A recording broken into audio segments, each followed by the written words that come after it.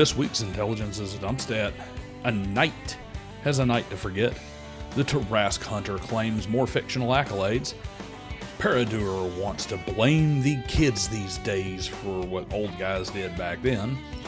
Wild Stag misreads Gary in the worst way and thinks it's good. And GrandDM uses weaponized romantic nostalgia to defend bad writing. That's right, folks.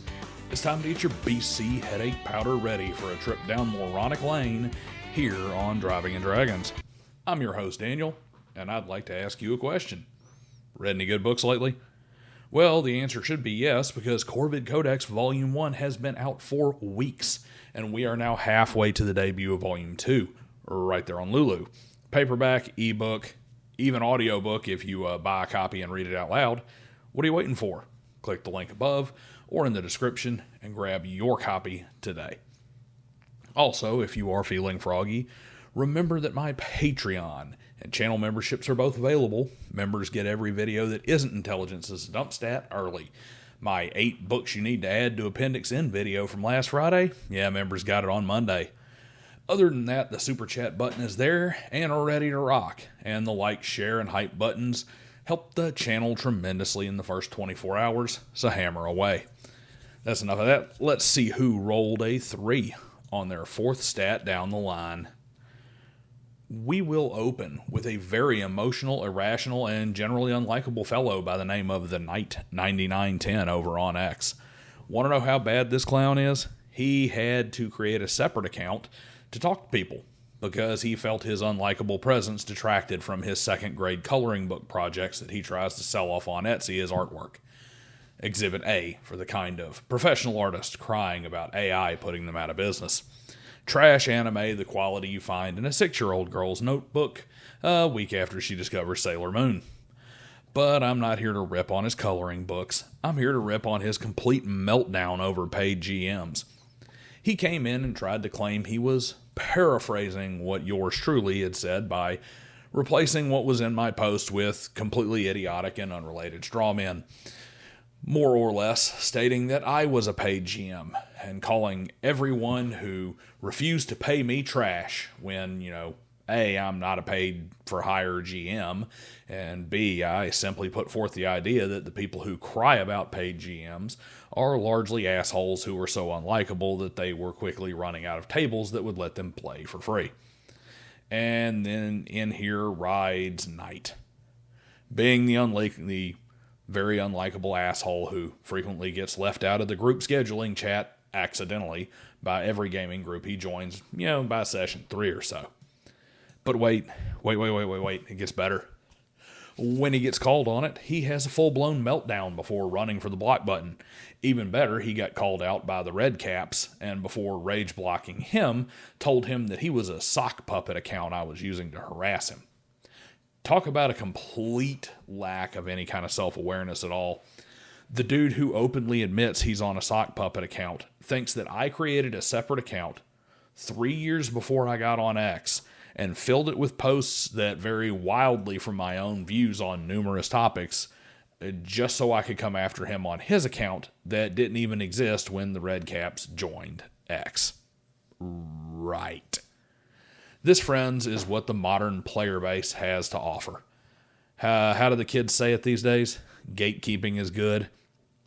Speaking of people oddly obsessed with the idea that I apparently used my time machine to slight them, we have good old Scythian barbecue. Now, Scythian and I are generally aligned in most things, but he got particularly butthurt a few weeks back when I got sick of hearing about his totally real, not made up, but in no way verifiable or even logical, super secret D&D World Championship Club. I called him the Frankie Dukes of D&D, and I think that's probably the most accurate description around. But the reason he is here is because he said something really stupid, and he should have known better.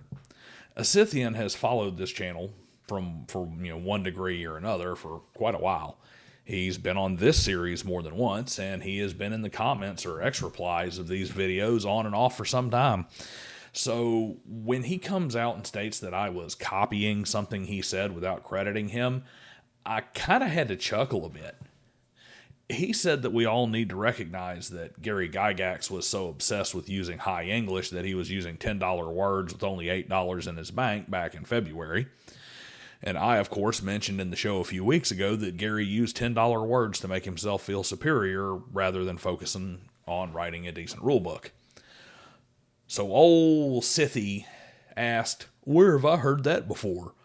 Well, since we all know, and you have openly admitted to listening to the channel, I'm sure you heard it here before.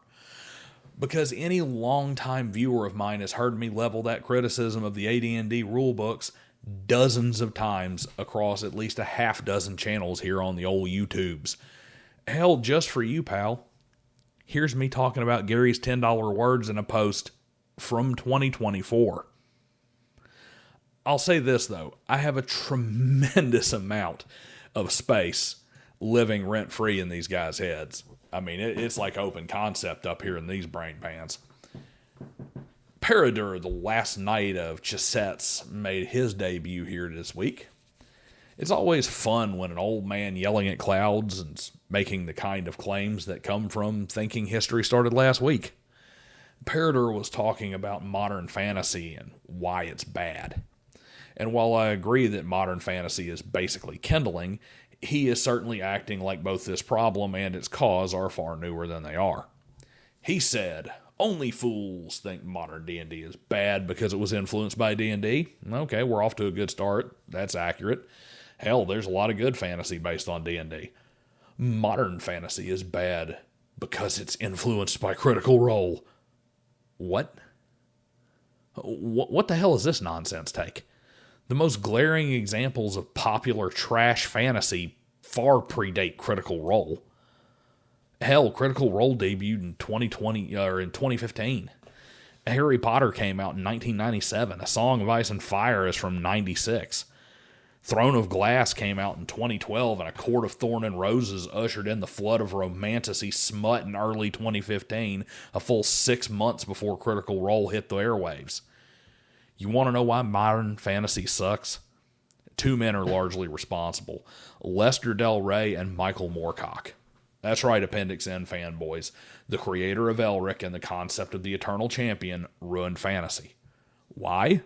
Because Lester Del Rey saw dollar signs in Lord of the Rings. Most notably, he saw how much Ballantine Books made off of it, and not only bought the publishing rights in the late 70s, but also created the formula. He boiled the Lord of the Rings down to original invented world with magic, male protagonists guided by a wise mentor, and accessible fast-paced storytelling packaged into a trilogy. And then he told writers, if you want to get published, use this and bring me, we have Lord of the Rings at home. After a decade of this being the dominant force in fantasy writing, Moorcock, among others, had grown to essentially rebel against anything that resembled the fantasy formula or Lord of the Rings at all.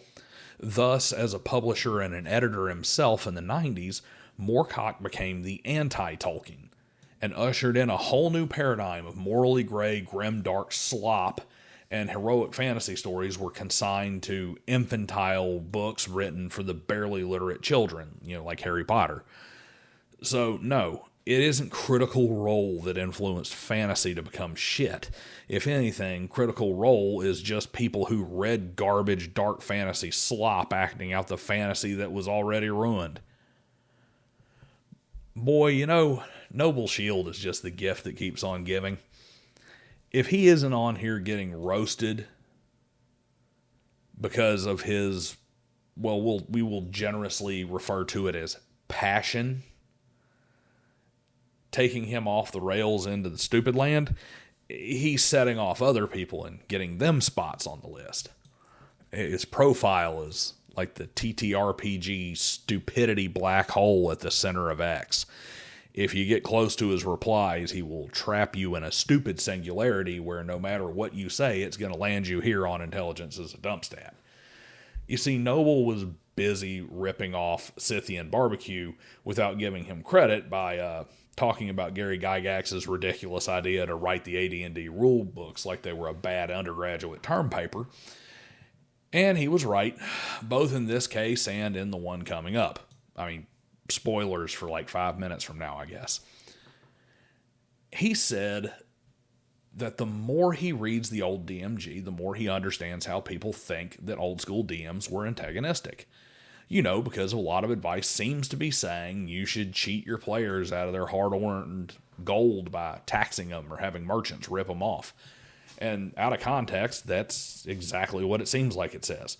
Gary was talking about players who got too rich or too high on themselves because of their wealth and power, much the same as modern advice about when you accidentally allow a magic item that's too powerful or something and you need to get it out of the game. Problem is, Gary being Gary, that context is buried in a wall of text typed in 8-point font with no line breaks. Well, in comes Wild Stag with this gem. His writing indicates to me that it wasn't his intention to create a fun game for his players, but rather he made a game, and if they had fun, so much the better. This is such a brilliant observation.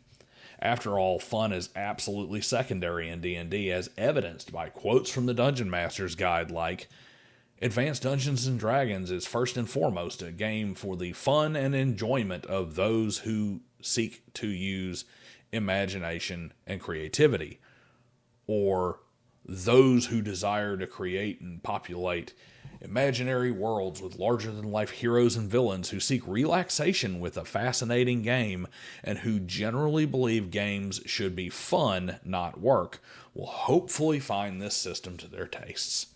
Sounds like fun was 100% secondary to the game. AD&D is first and foremost a pastime for fun and enjoyment. First and foremost means secondary to the rules, right? It means it's not a goal or a primary focus, right? Seriously, people, think just a little bit before hitting the keyboard. Not to be shown up, GrandDM had to see if he could get spaghettified in Noble Shield's TTRPG Bad Take Event Horizon. Noble asked why was Gary like this, waffling on for entire paragraphs when a simple sentence like, if the party is too much higher level, reduce the XP accordingly, would work. And once again, Noble Shield is right. A lot of the reason the raw-tard crowd can't be taken seriously is that Gary's refusal to write rules in plain, simple terms leaves a tremendous amount of what is as written is too much up to interpretation. And worse still, he even does it when he makes a clear declarative statement because he goes back and muddies it up with borderline conflicting text discussing the declarative statement. Well, GrandDM seems to think that this was because early RPG books were trying to teach the referee philosophy and not just deliver the rules. And therein lies the problem. It's a core rule book, not a core philosophy book. To be fair to Gary, in typical Gygaxian fashion, the man cannot simply print rulebook on the cover. He had to put essential reference information for game mastering on the cover, highlighting the problem right there on the tin. Sadly, no. GrandDM is practicing more of that rose-colored nostalgia and attributing undeserved nobility to the decisions of Mr. Gygax. He did not write it to impart some grand philosophy onto the aspiring dungeon master. He wrote it in the way he did because he had a need to make sure everyone knew he was smart and well-read and knew all the fancy words. Now, this video may seem like I'm some Ben Riggs, Gary Gygax hater, and that is most definitely not the case. The man was a gifted game designer and a visionary that created an entirely new genre of collaborative gaming that quite literally changed the world. You cannot take that away from him. By all accounts, he was a good man. Even if he did go a bit money crazy with the AD&D success and, that whole cocaine and Hollywood thing.